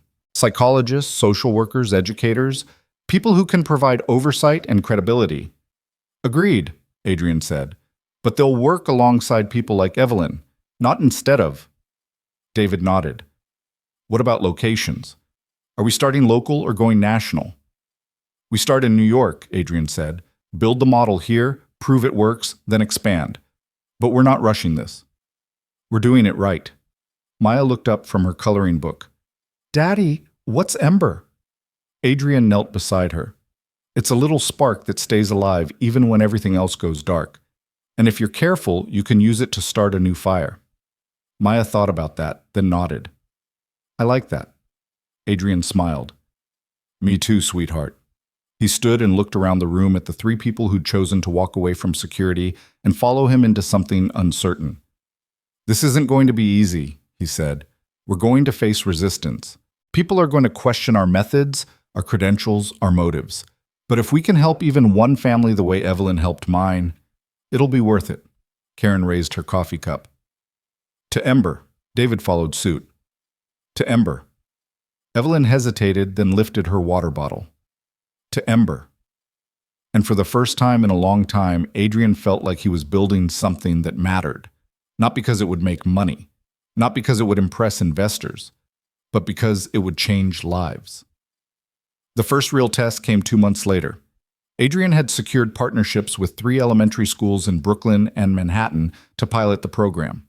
Each school would identify 5 to 10 students who were experiencing grief, whether from death, divorce, illness, or other trauma, and Ember would provide support through a combination of group sessions and one-on-one mentorship. Evelyn had spent weeks developing the curriculum, working with a child psychologist Adrian had brought on as a consultant, but she'd insisted on keeping the core principles simple: presence, validation, and creative expression. No forcing kids to talk, no pressuring them to get better, just creating a space where they could exist without judgment. The first session was held at PS 142 in Bedford-Stuyvesant, the same school where Evelyn had taught decades earlier. Walking through those doors again was harder than she'd expected. She stood in the parking lot for 10 minutes, staring at the building, her hands shaking. Adrian, who'd driven her there, waited patiently beside her. "You don't have to do this," he said gently. "Yes, I do," Evelyn replied. "Then take your time." Evelyn closed her eyes, took a deep breath, and walked toward the entrance. The classroom they'd been given was small, bright, with windows overlooking the playground. 7 children sat in a circle on the floor, ages 6 to 10, their expressions ranging from curious to guarded to completely shut down. Evelyn recognized that last look immediately. She sat down in the circle with them, cross-legged, and didn't say anything for a long moment. Then she reached into her bag and pulled out the teddy bear, the same one she'd given Maya. "This belonged to my son," she said quietly. "His name was Daniel. He died a long time ago, and for a really long time, I didn't know how to keep going." The kids stared at her, silent. "I'm not going to tell you it gets easier," Evelyn continued. "I'm not going to tell you that you'll stop missing the people you lost, but I will tell you that you're not alone, and that it's okay to feel however you feel." A little girl with braids raised her hand. "My mom says I should be strong." Evelyn nodded. "A lot of people will tell you that, but being strong doesn't mean not being sad. It just means letting yourself feel sad when you need to." Another kid, a boy with glasses, spoke up. "My dad died last year, and sometimes I forget he's gone. I'll think of something I want to tell him, and then I remember." "Yeah," Evelyn said softly. "That happens. Does it ever stop?" "No, but it gets softer." The kids seemed to relax slightly, their shoulders loosening. And for the next hour, Evelyn sat with them. She didn't lecture, didn't try to teach them how to grieve. She just let them talk, or not talk, and handed them crayons and paper and small objects to fidget with while they processed. By the end of the session, every single child had participated in some way. Some drew pictures, some told stories. One just sat quietly, holding the teddy bear, and that was enough. When Evelyn left the classroom, Adrian was waiting in the hallway. "How did it go?" he asked. Evelyn didn't answer right away. She just stood there, her eyes distant, processing. "It went," she said finally. "I don't know if I helped them, but they showed up, and that's something." Adrian smiled. "That's everything." And he was right, because over the next 6 months, the program grew. More schools signed on, more families reached out, more kids found their way into those small, bright classrooms where people like Evelyn sat with them and said, "I know, and you're not alone." Maya thrived. She started 3rd grade at a private school in Manhattan, made friends, laughed freely, and only occasionally asked to hold the teddy bear when she was feeling anxious. And Evelyn, slowly, carefully, began to step out of the shadows. She trained other facilitators. She spoke at conferences. She let people see her, not as a janitor or a teacher who'd failed, but as someone who'd survived and chose to turn that survival into something that mattered. It wasn't easy. There were setbacks. There were days when Evelyn couldn't get out of bed, couldn't face another grieving child, couldn't hold the weight of so much pain. But Adrian was there, Karen was there, David was there, and Maya was there, reminding her every single day that presence mattered, that sitting beside someone in their darkness was an act of courage, that healing didn't require perfection, just willingness. One evening, nearly a year after Adrian had walked away from Hale Technologies, he sat in the small office with Evelyn, reviewing applications for the next round of facilitator training. "We've got 50 applicants," Evelyn said. "All of them have experienced loss. Most of them have no formal training." "That's not a problem," Adrian said. "That's the point." Evelyn smiled faintly. "I never thought I'd be doing this. Building something, leading something. Why not?" "Because I spent so long believing I didn't deserve to." Adrian set down the papers and looked at her directly. "You deserved it the whole time. You just needed someone to remind you." Evelyn's eyes filled with tears, but she didn't look away. "Thank you," she said, "for seeing me."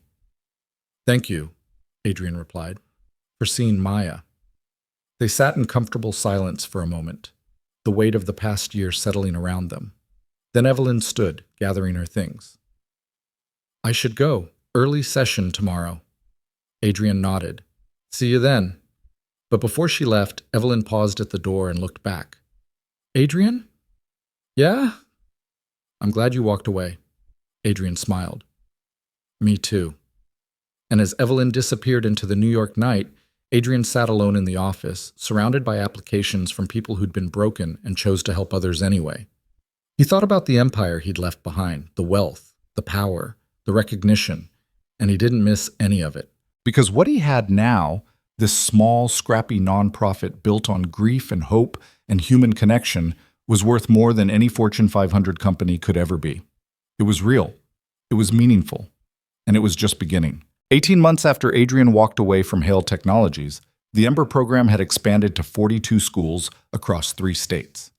What had started as a pilot program in Brooklyn had grown into something neither Adrian nor Evelyn could have predicted. Word spread through parent networks, school counselor associations, and grief support communities. Families who'd felt isolated in their pain found connection. Children who'd stopped speaking found their voices again. And facilitators, people like Evelyn who carried their own wounds, discovered that helping others heal was its own form of healing. The office had moved from the cramped Soho co-working space to a renovated brownstone in Fort Greene. 3 floors, high ceilings, rooms filled with art supplies and comfortable furniture where kids could sit without feeling like they were in a clinical setting. The walls were covered with drawings, letters, and photographs from families who'd gone through the program. Maya's picture was there too, a drawing she'd made during one of Evelyn's first sessions, showing 2 figures holding hands with a teddy bear between them. Evelyn had framed it herself and hung it by the front entrance where everyone could see it. But success had brought its own complications.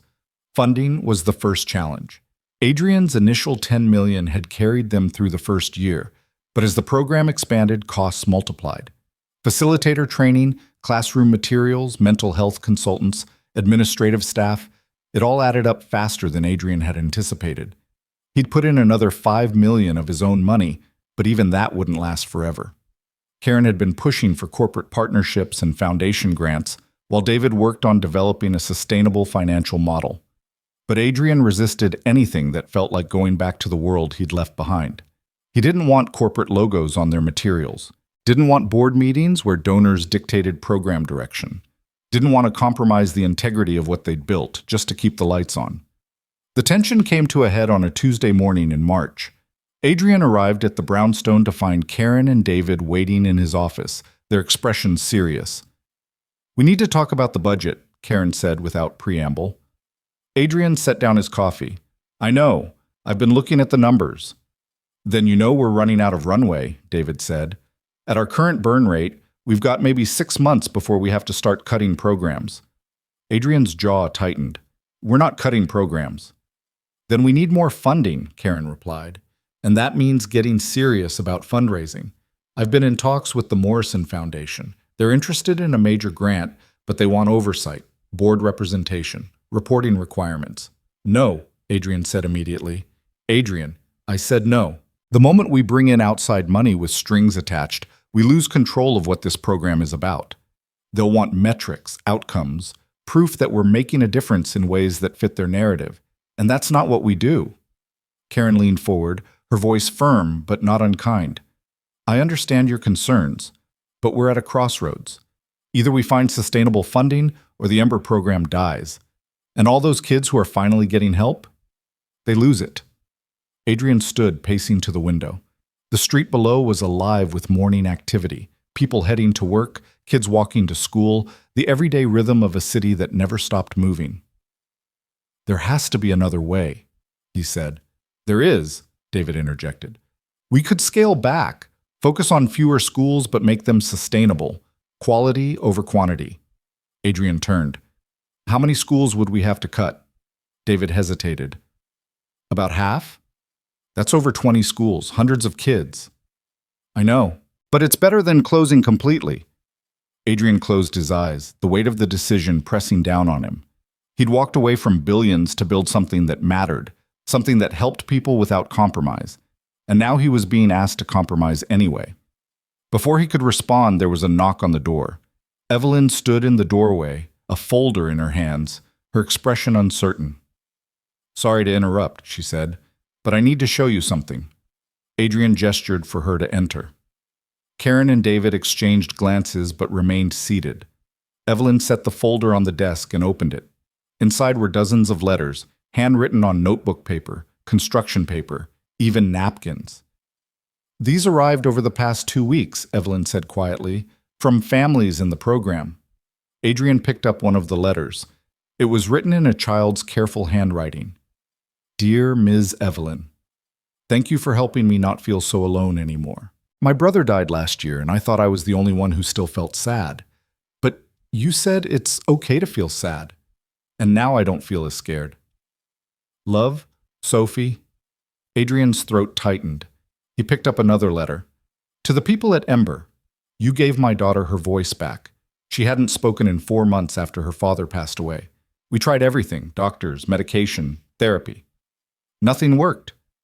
Then she met Ms. Patricia at the school program, and something changed. She's talking again. She's laughing again. She's alive again. Thank you for giving us our little girl back. Gratefully, the Martinez family." Adrian set down the letter, his hands shaking slightly.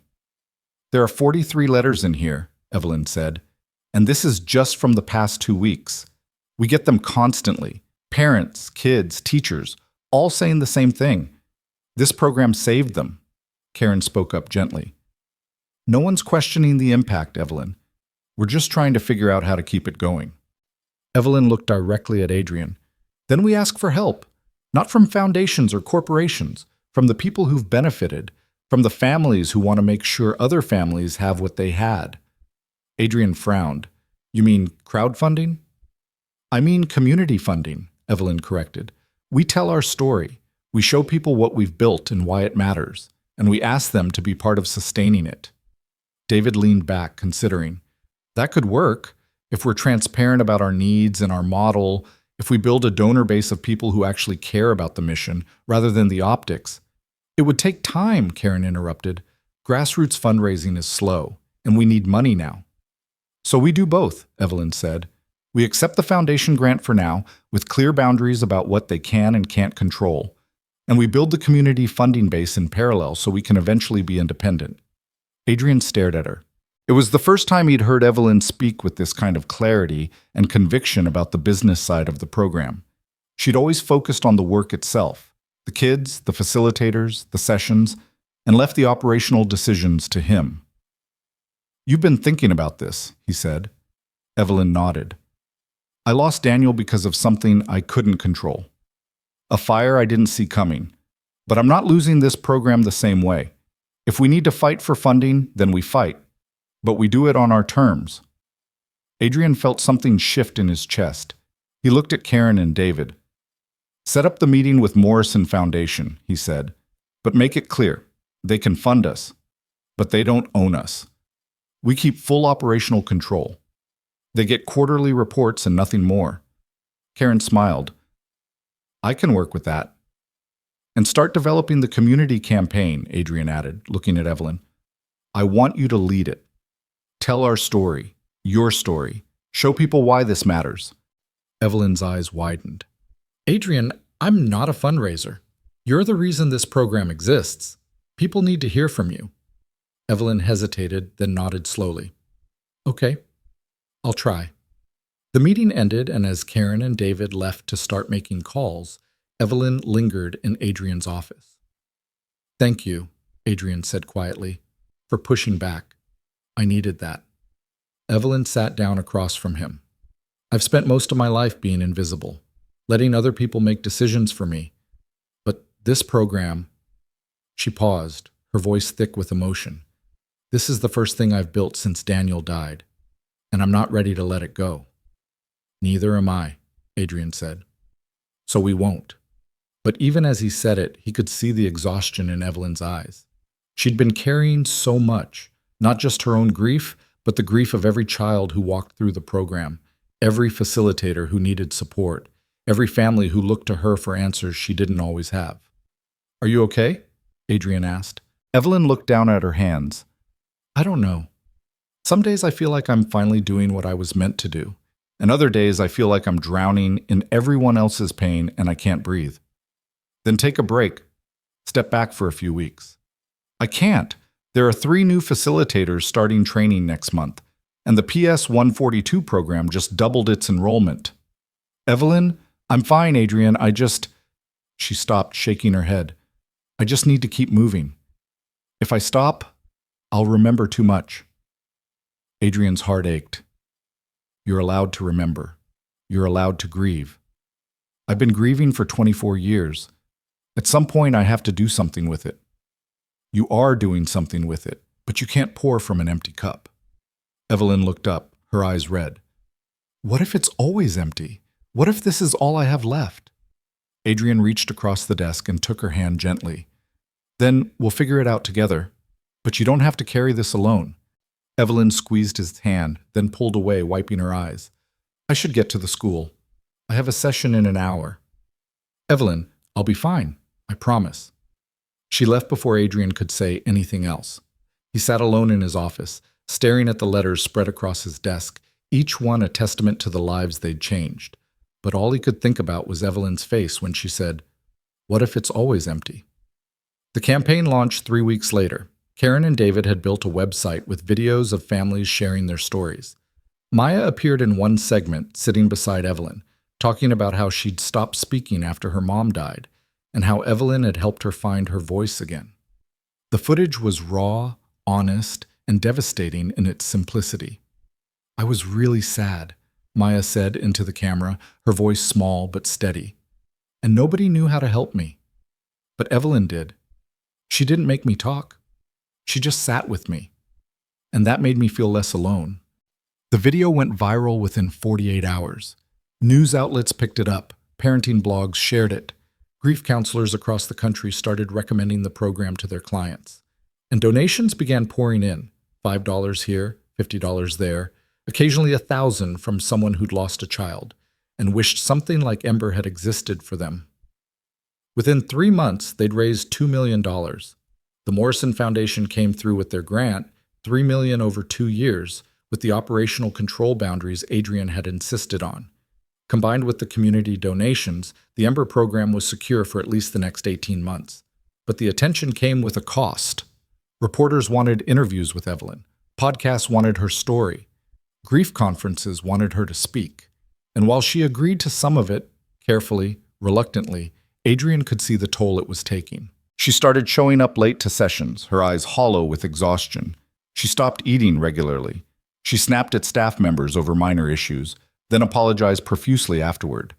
And one evening, when Adrian found her sitting alone in the art room long after everyone else had gone home, she was staring at a drawing a child had made of a mother and daughter holding hands. "Evelyn?" Adrian said gently. She didn't look up. "I can't do this anymore." Adrian's stomach dropped. "Can't do what?" "This. All of it." Her voice was flat, empty. "I thought helping other people would help me. But it's just making everything worse. Every child I sit with, I see Daniel. Every parent who tells me I saved their kid, I remember that I couldn't save mine, and I feel like a fraud." Adrian sat down beside her. "You're not a fraud." "Yes, I am. Because I tell these kids it's okay to feel their feelings, that grief is natural, that they'll survive. But I don't believe it for myself. I'm still just as broken as I was 24 years ago." "You're not broken, Evelyn. You're human." She finally looked at him, tears streaming down her face. "What if I can't keep doing this? What if I have to walk away?" Adrian's throat tightened. "Then you walk away, and we figure something else out. But the program will survive, because it's bigger than you, bigger than me. We've trained 40 facilitators. We've built systems. We've created something sustainable. And if you need to step back to take care of yourself, then that's what you do." Evelyn shook her head. "I don't know how to take care of myself. I only know how to keep moving." "Then let me help you," Adrian said quietly. "The way you helped Maya. I won't try to fix you. I won't tell you how to feel. I'll just sit with you until you're ready." Evelyn let out a broken laugh. "You're using my own words against me." "Because they're true." They sat in silence for a long time, surrounded by children's drawings of families and hope and light emerging from darkness. Finally, Evelyn spoke. "I think I need to take a break. Okay? Just for a few weeks, maybe a month. I need to go somewhere quiet, somewhere that doesn't remind me of any of this. Where? Evelyn thought about it. There's a cabin upstate, near where Daniel and I used to go camping. I haven't been back since he died, but maybe it's time. Adrian nodded. Take as long as you need. We'll be here when you get back. Evelyn looked at him, her expression vulnerable. What if I don't come back? Then we'll miss you, but we'll understand. Evelyn wiped her eyes, took a deep breath, and stood. Thank you, Adrian, for not making me feel guilty about this. You have nothing to feel guilty about. She left that night, and for the next 4 weeks, no one heard from her. Maya asked about Evelyn constantly. Adrian assured her that Evelyn was okay, just taking some time to rest. But he worried. He checked his phone compulsively, hoping for a text or call that never came. Karen and David kept the program running smoothly. The facilitator stepped up, covering Evelyn's sessions and training responsibilities. The kids adjusted, though some asked when Ms. Evelyn was coming back. And Adrian realized something he'd been avoiding for months. The program wasn't dependent on Evelyn. It had grown beyond her, which was exactly what it needed to do. But that didn't mean he didn't miss her. 4 weeks and 3 days after Evelyn left, Adrian was in his office reviewing grant applications when his phone buzzed. A text from an unknown number. Can I come see you? Adrian's heart jumped. He replied immediately. When? Now. I'm outside. Adrian practically ran down the stairs. When he opened the front door, Evelyn was standing on the stoop, hands in her jacket pockets, looking tired but somehow lighter than she had in months. You're back, Adrian said, unable to keep the relief out of his voice. I'm back, Evelyn confirmed. They stood there for a moment, neither quite knowing what to say. Do you want to come in? Adrian finally asked. Evelyn nodded.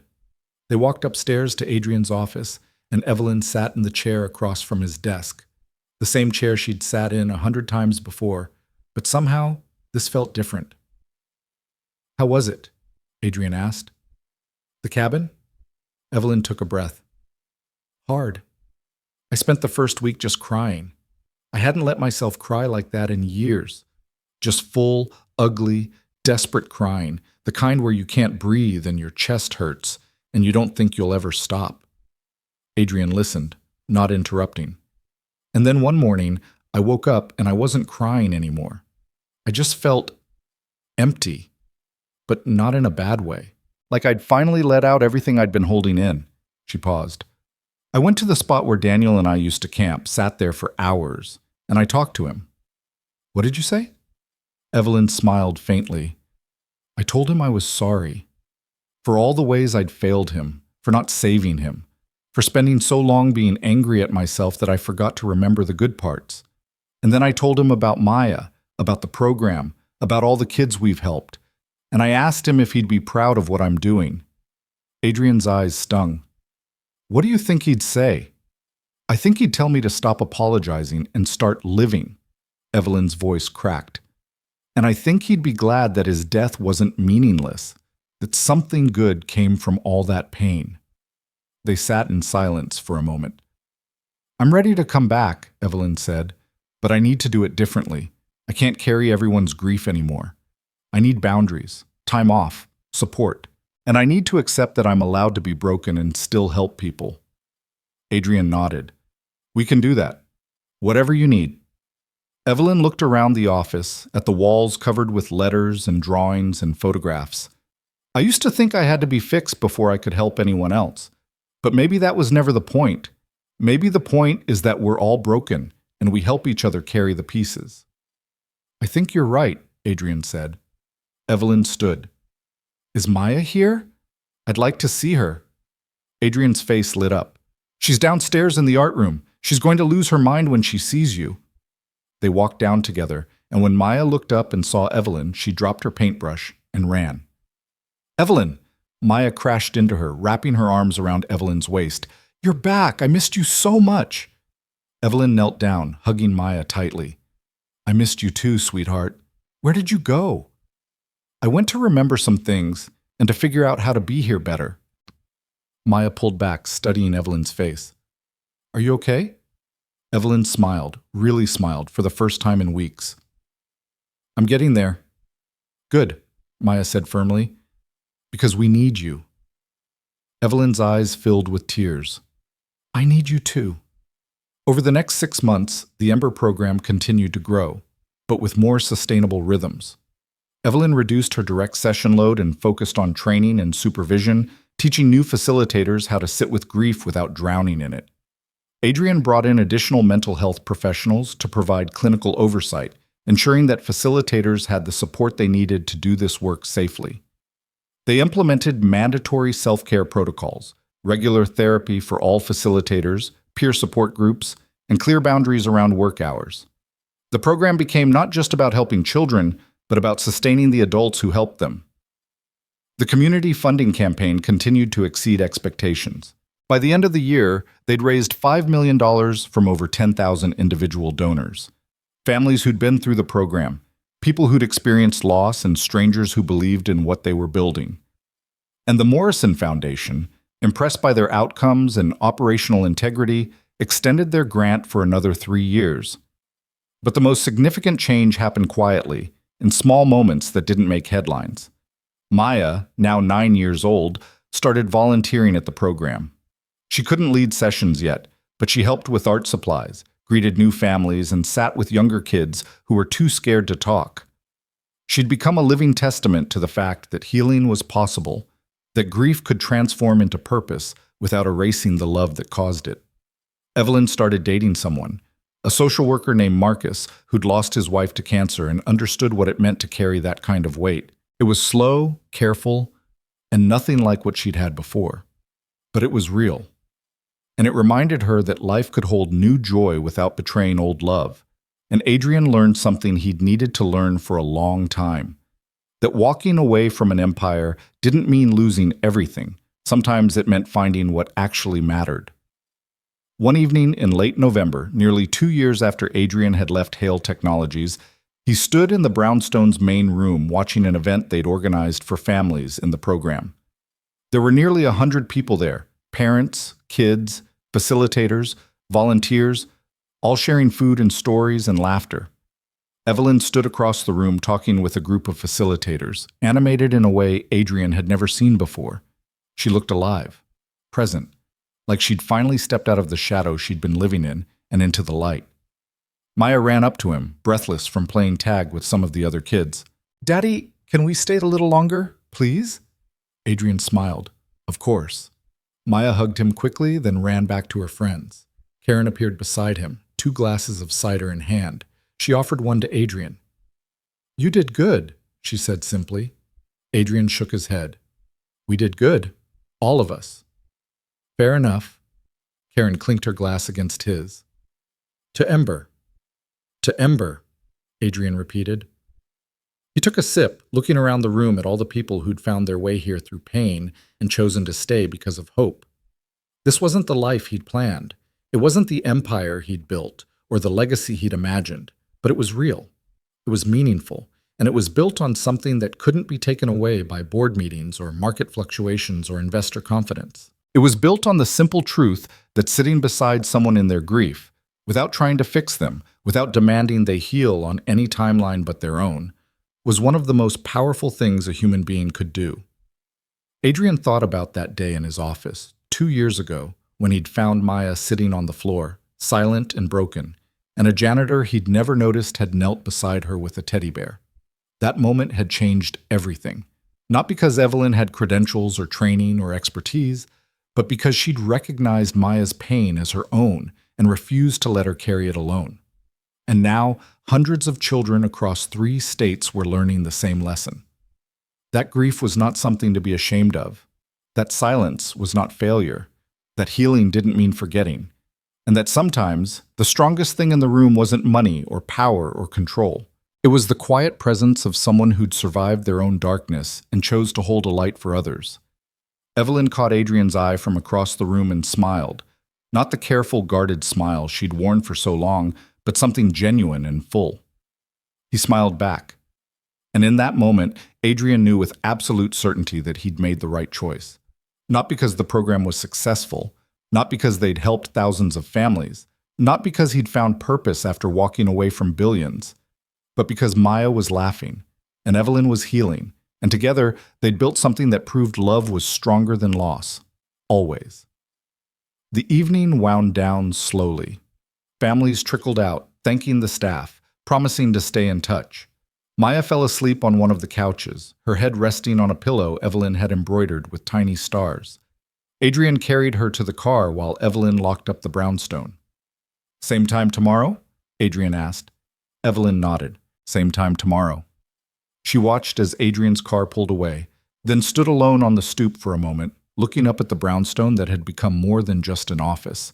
It had become proof that broken things could be beautiful, that pain could transform into purpose, that the invisible could become essential, and that sometimes the smallest acts of presence could change the entire trajectory of a life. Evelyn pulled out her phone and looked at the screensaver, a photo of Daniel, forever 8 years old, smiling at the camera with paint on his nose. "We did it, baby," she whispered. "We really did it." Then she walked down the steps and into the Brooklyn night, no longer invisible, no longer just surviving. Finally, after 24 years, truly living.